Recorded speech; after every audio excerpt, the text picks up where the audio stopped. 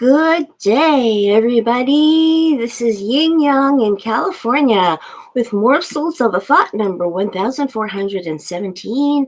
To my knowledge, it is a prime number, but somebody can tell me in the comments whether mathematically I am incorrect.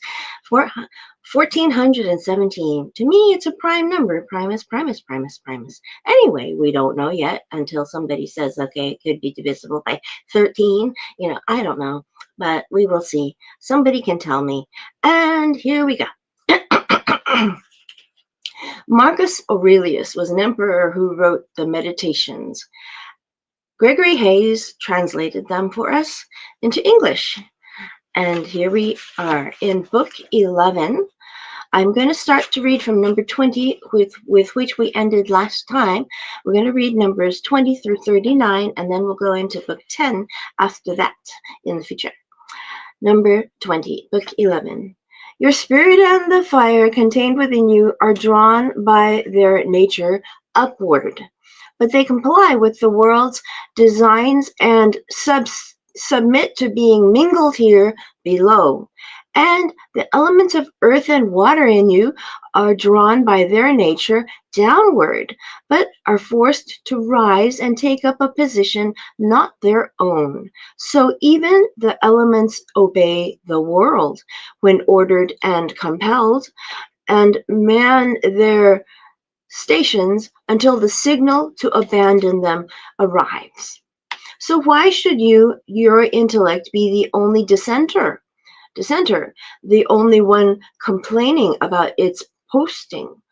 It's not as if anything is being forced on it, only what its own nature requires, and yet it refuses to comply and sets off in the opposite direction, because to be drawn toward what is wrong and self-indulgent, toward anger and fear and pain, is to revolt against nature, and for the mind to complain about anything that happens is to desert its post. It was created to show reverence, respect for the divine, no less than to act justly. That too is an element of coexistence and a prerequisite for justice. Number 21. If you don't have a consistent goal in life, you can't live it in a consistent way. Unhelpful, unless you specify a goal. There is no common benchmark for all the things that people think are good, except for a few, the ones that affect us all. So the goal should be a common one, a civic one. If you direct all your energies toward that, your actions will be consistent, and so will you. Number 22. The town mouse and the country mouse. Distress and agitation of the town mouse. Number 23. Socrates used to call popular beliefs the monsters under the bed, only useful for frightening children with. Monsters under the bed, that back in the Roman times. Can you imagine that? That's interesting. Number 24. As at festivals, the Spartans put their guests' seats in the shade, but sat themselves down anywhere. Number 25.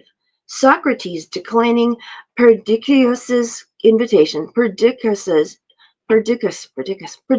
invitation, so as to avoid dying 1,000 deaths by accepting a favor he couldn't pay back.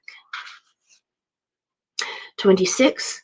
This advice from Epicurean writings to think continually of one of the men of old who lived a virtuous life.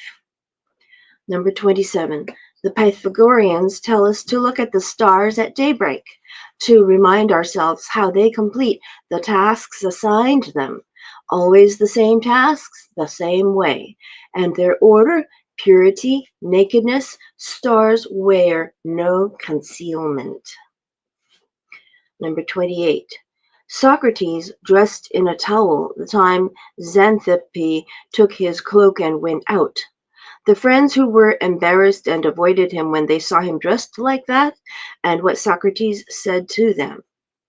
29. Mastery of reading and writing requires a master. Still more so life. No morsel of life. We need a master. Number 30, which is our logos. Virtue, justice. Number 30. For you are but a slave and have no claim to logos. Just as we were saying. Number 31. But my heart rejoiced. Number 32. And jeer at virtue with their taunts and sneers. Number 33. Stupidity is expecting figs in winter or children in old age. Number 34. As you kiss your son good night, says Epictetus, whisper to yourself, he may be dead in the morning. Don't tempt fate, you say, by talking about a natural event. Is fate tempted when we speak of grain being reaped? Number 35. Grapes, unripe, ripened, then raisins. Constant transitions, not the not, but the not yet. You know, I always say not yet to Chloe when she wants to go out and it's not the weekend yet. I only let her out on weekends to the hall, and she gets to mark her scent onto the place doormats of people that she seems to like. And she does understand when I say not yet versus no. It's not a no, it's a not yet. And she does know that it'll be a few days. And she just, walks away. As a cat, she understands nature, logos, cat. Number 36. No thefts of free will reported. That's by Epictetus. Number 37. We need to master the art of acquiescence. We need to pay attention to our impulses, making sure they don't go unmoderated, that they benefit others, that they're worthy of us. We need to steer clear of desire in any form and not try to avoid what's beyond our control. Life is expensive. Let's put it this way. Life is expensive. Number 38. This is not a debate about just anything, he said, but about sanity itself. Number 39. Socrates said, what do you want, rational minds or irrational ones? Rational ones, healthy or sick? Healthy. Then work to obtain them. We already have. Then why all this squabbling? So we've got book 10 coming up. Let me pull the bookmark. Let's see over here. This bookmark. Octavio Paz. Would it not be true to say that North Americans prefer to use reality than to know it? This was printed in the early 2000s, and it was the truth back then. It's the truth right now. Book 10. To my soul, number 1. Are you ever going to achieve goodness? Ever going to be single, simple, whole, and naked, as plain to see as the body that contains you, as we spoke in book 11 just now? Know what an affectionate and loving disposition would feel like? Ever be fulfilled? Ever stop desiring, lusting, and longing for people and things to enjoy? Or for more time to enjoy them? Or for some other place or country, a more temperate clime? Or for people easier to get along with? And instead be satisfied with what you have and accept the present, all of it, and convince yourself that everything is the gift of the gods, that things are good and always will be, whatever they decide and have in store for the preservation of that perfect entity, good and just and beautiful, creating all things, connecting and embracing them, and gathering in their separated fragments to create more like them. Will you ever take your stand as a fellow citizen with gods and human beings, blaming no one, deserving no one's censure?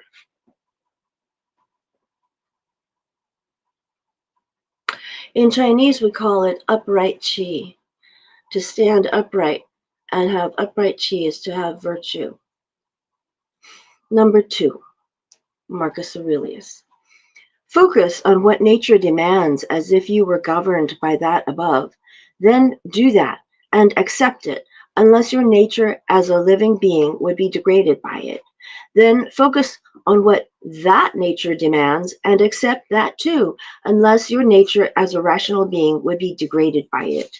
And of course, rational also implies civic. Follow these guidelines and don't waste time on anything else.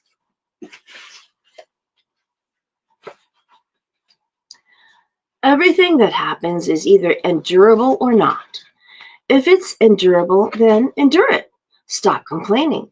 If it's unendurable, then stop complaining. Your destruction will mean its end as well. Just remember, you can endure anything your mind can make endurable by treating it as in your interest to do so, in your interest or in your nature. Number 4, if they've made a mistake, correct them gently and show them where they went wrong. If you can't do that, then the blame lies with you or no one. Number 5, whatever happens to you has been waiting to happen since the beginning of time. The twining strands of fate wove both of them together, your own existence and the things that happen to you.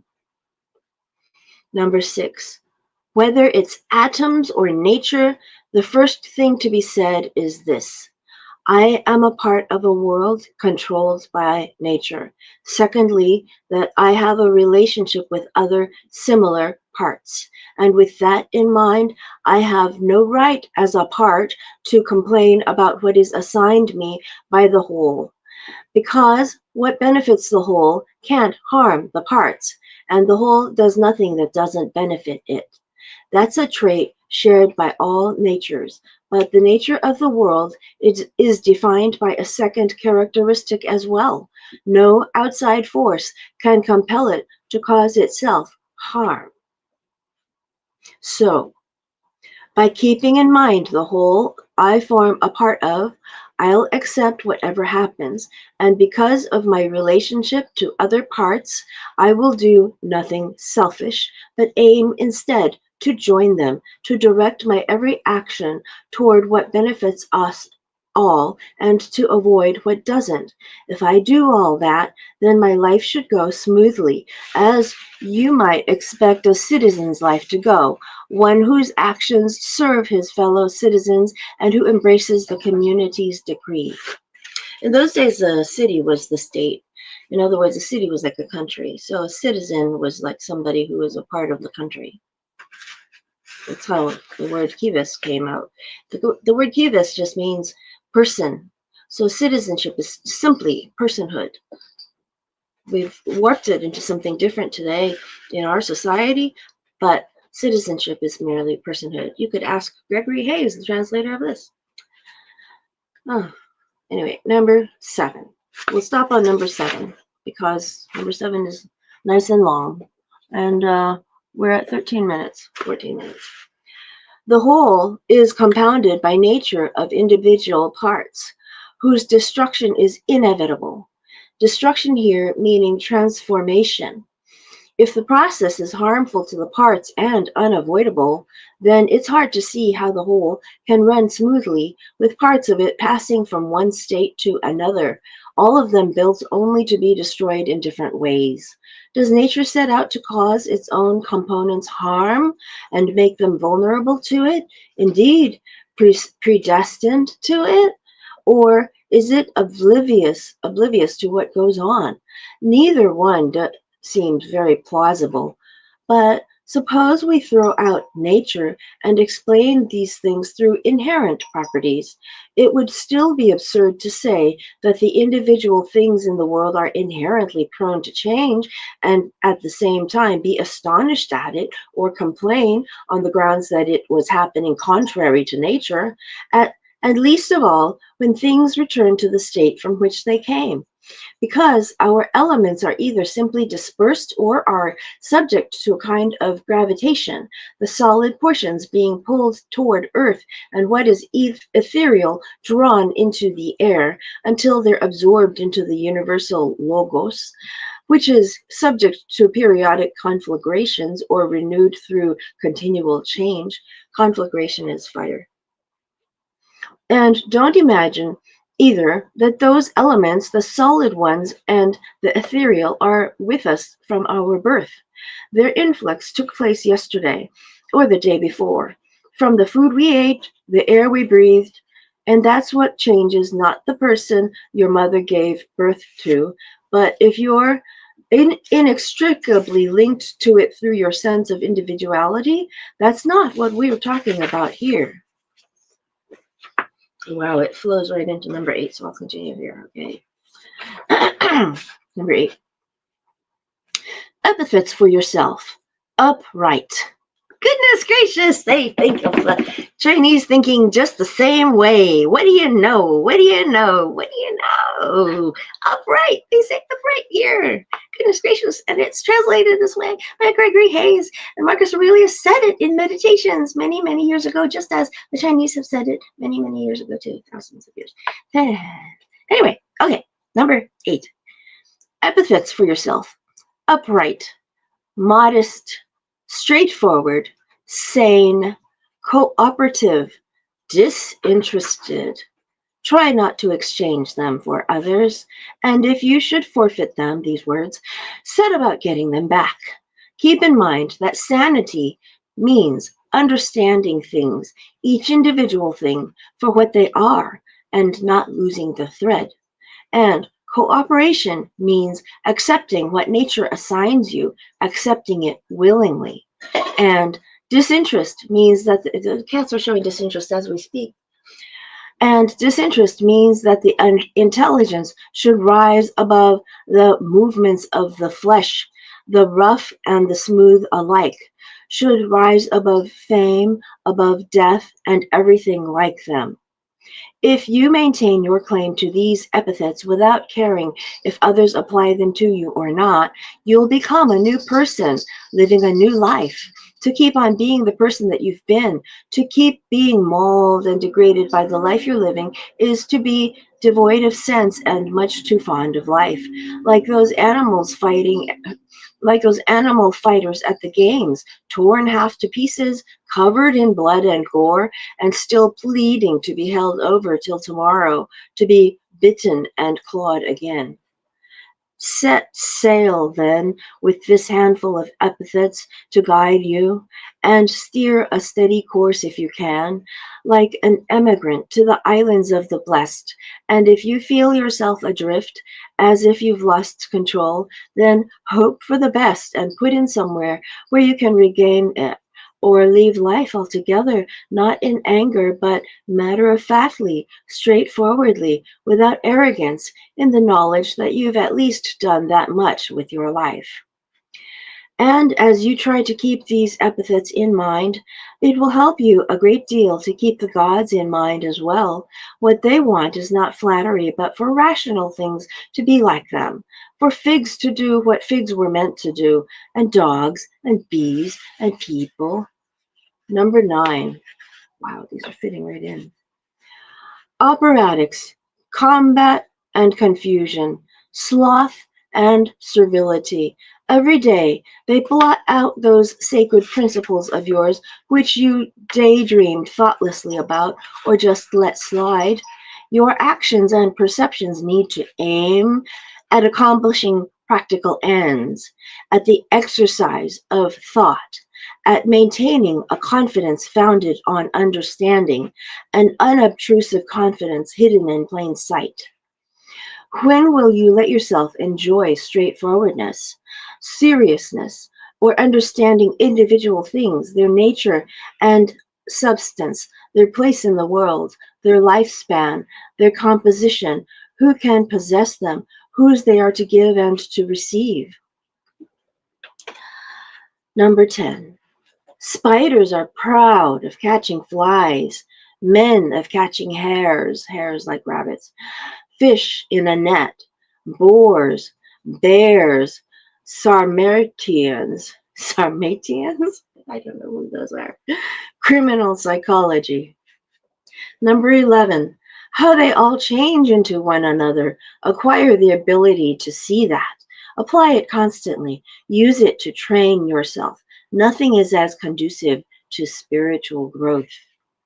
11a, he has stripped away his body and realizing that at some point soon he will have to abandon mankind and leave all this behind, has dedicated himself to serving justice in all he does and nature in all that happens. What people say or think about him or how they treat him isn't something he worries about.